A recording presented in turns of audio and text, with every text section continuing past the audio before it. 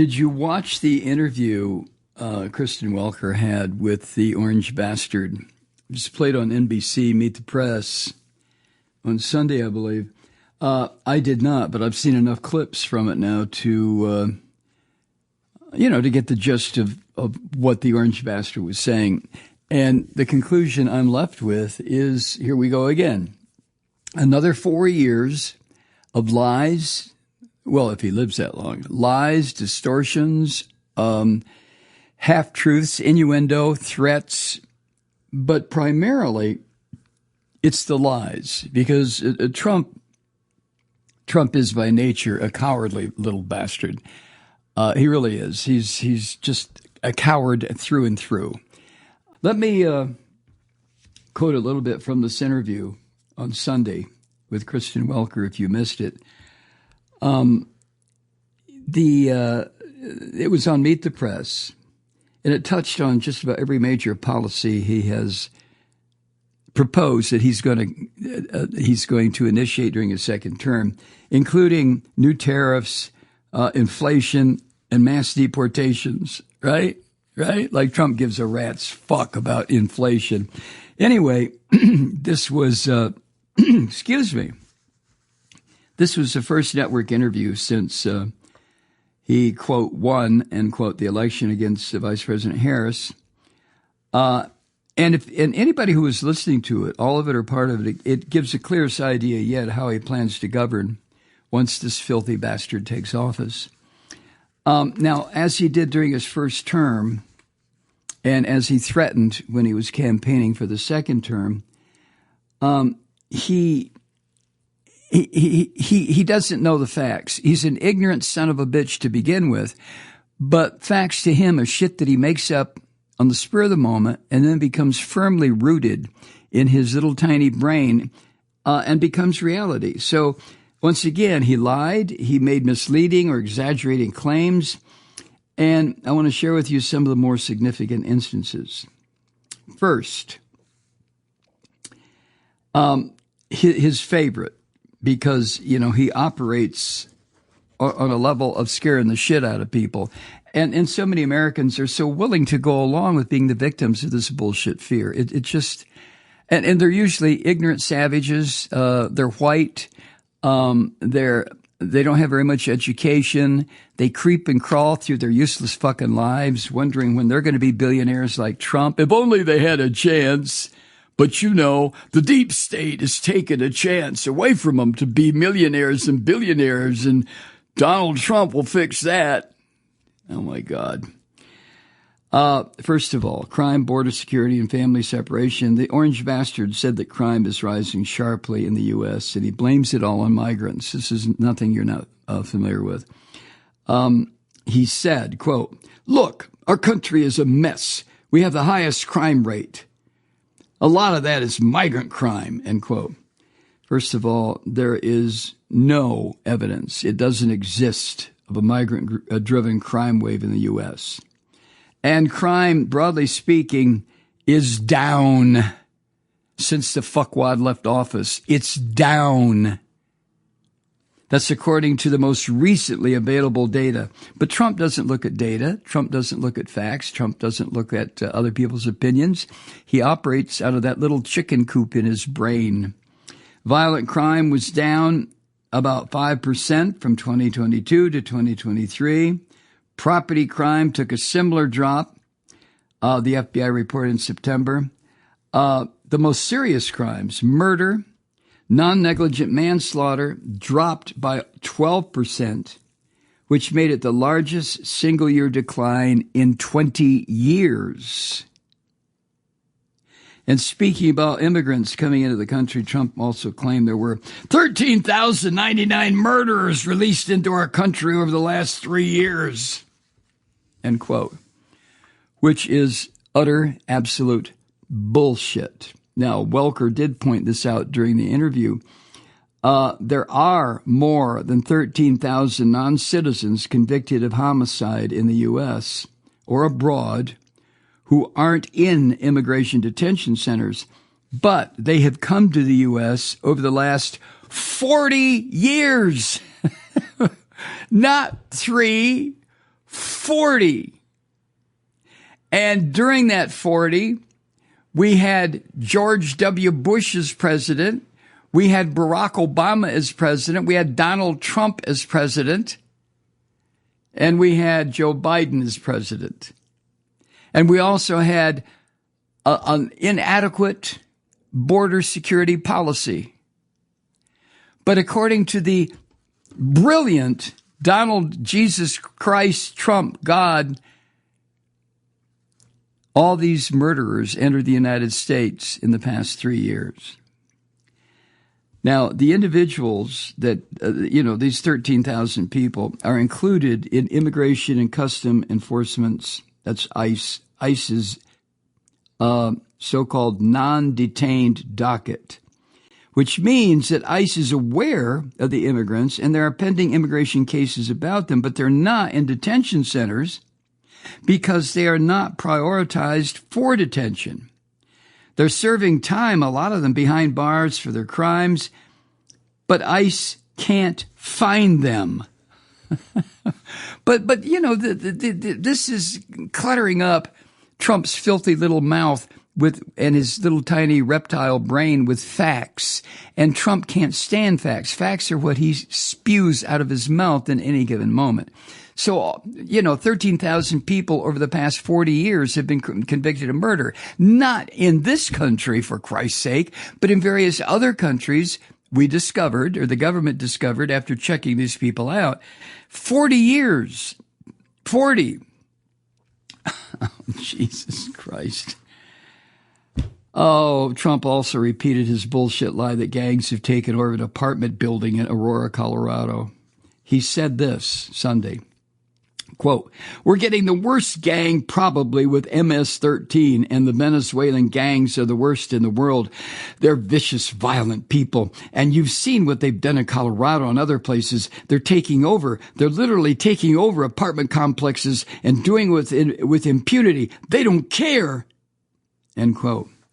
Kristen Welker tried to point out that local police officials have said, this is bullshit. This is not what's happening. This is not the truth. In other words, although Kristen Welker didn't say it, this is just more garbage bullshit coming out of his tiny little mouth. Asked about this policy of separating families across the border illegally, Trump said that Barack Obama's administration had done the same thing. Trump said this, quote, "Well, you had it with Obama. You also know he built the jails for the children." End quote. Obama did not have a policy of family separation, and Kristen Welker pointed that out during the interview.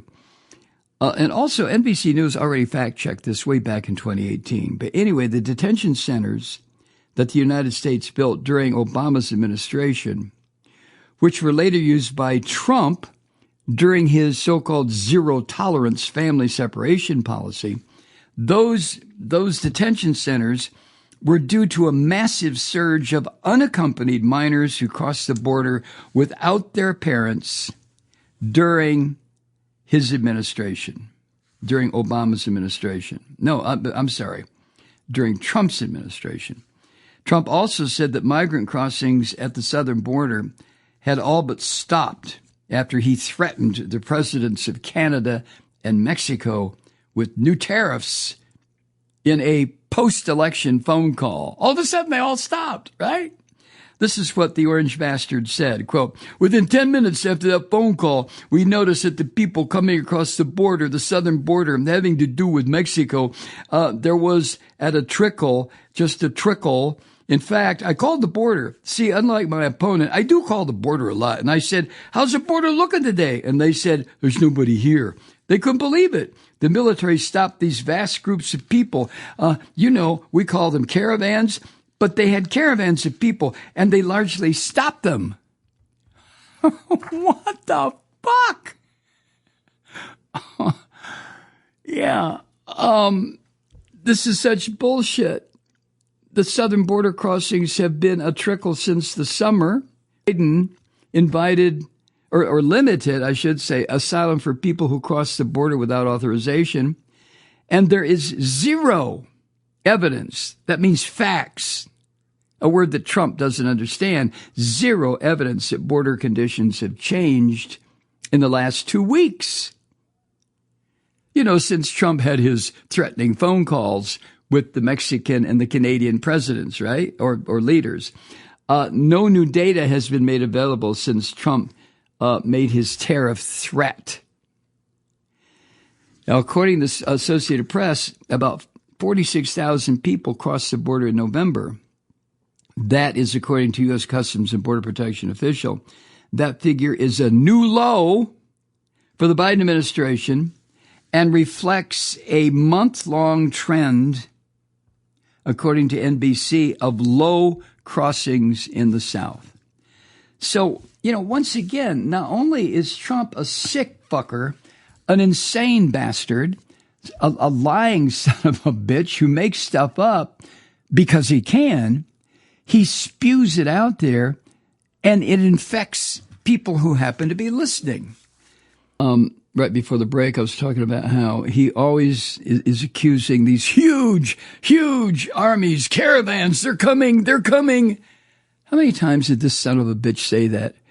One time, even to the extent of activating National Guard and putting them on the border with Mexico and Texas. And it's all bullshit. This is crazy, out of his mind. Mexican authorities routinely break up these caravans when they do get together. And very few, if any, ever make it to the U.S. border. This is the fear and loathing that this racist pig bastard Donald Trump uses against the racist people in this country. And also, one thing that Trump vowed he was going to do, which, when I heard this, I'm glad I didn't see the interview live because I probably would have thrown something at the television.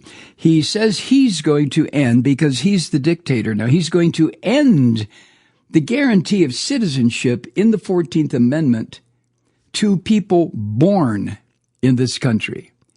Yeah, this orange filthy fuck is going to do it all himself. Yes, he is.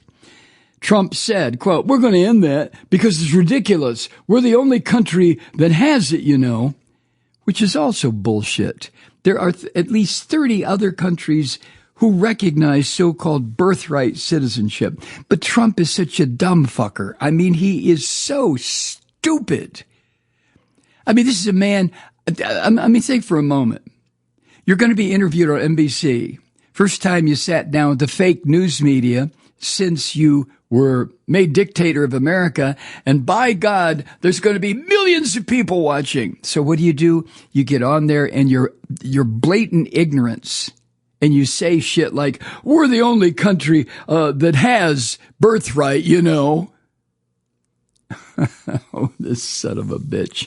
And the 14th Amendment, Trump is just going to abrogate the Constitution, the parts he doesn't like. Good luck, you crazy son of a bitch. Moving on. He also talked about the riot that he organized, led, instigated, and then watched on January 6, 2021. He said this, quote, "I saw people that didn't even go into the building, and they were convicted. And you had the police saying, 'Come on in, come on in.' I mean, the police are saying, 'Come on in, everybody, come on in.' They had people, you have a lot of cameras. They don't want to release the tapes. They don't want to release the tapes." End quote. Now, seriously, aside from the loathing I feel for this rotten, filthy subhuman, does that sound like statements, words coming out of the mouth of someone who is completely sane and rational? And I gave you there a verbatim, a word for word repeat of what the son of a bitch said. "Come on in, everybody. Come on in. They had people, you have a lot of cameras, they don't want to release the tapes. They don't want to release the tapes."